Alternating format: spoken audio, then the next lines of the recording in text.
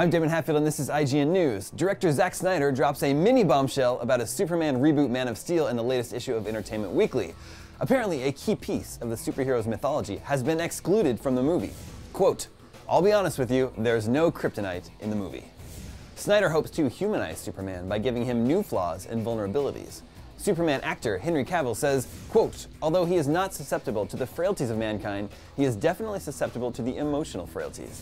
Interestingly, EW also saw footage from the film and reveals that in the movie, little Kal-El is special even on his doomed home planet of Krypton, where his birth is said to cause alarm among some citizens. To explain whether or not the omission of kryptonite from Man of Steel is important, we turn to Superman's superfan, Greg Miller. Hey, Damon. Hi. Do we care that kryptonite is not in the upcoming Man of Steel? We totally care because it's awesome. It's a great omission. It's something that, people have harped on Superman for years. Oh, he's only got one weakness, kryptonite. He's a boring protagonist, and I don't care what's happening. No, now we know there's going to be this awesome thing. How else are you going to humanize him? They talk about it in there, right? That Zack's saying that I want to make this Man of Steel somebody who could exist in our real world, which means that, yes, he's vulnerable in the way his family is. But here's the problem, though. Yeah. That was his one weakness. That's what you think it is. Now he has no weakness? So many people know Superman from this super high level. They don't get down. They don't get down. Superman the animated series. You know that one? You remember that one? After the Batman one? That's not what the movies are following. He could be, I'm saying though, that he could be hurt by traditional weapons there. If you brought a tank in, he was going to get knocked down. He would have some blood or something.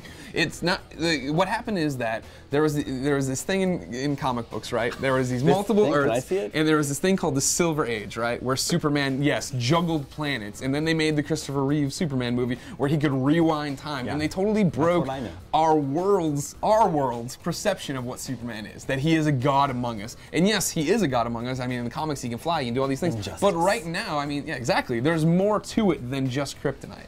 You can have a super strong person come up against him and hurt him. You can have his family be his weakness. That's what Injustice God. I'm mad as hell, David. Everyone likes Superman. Ah!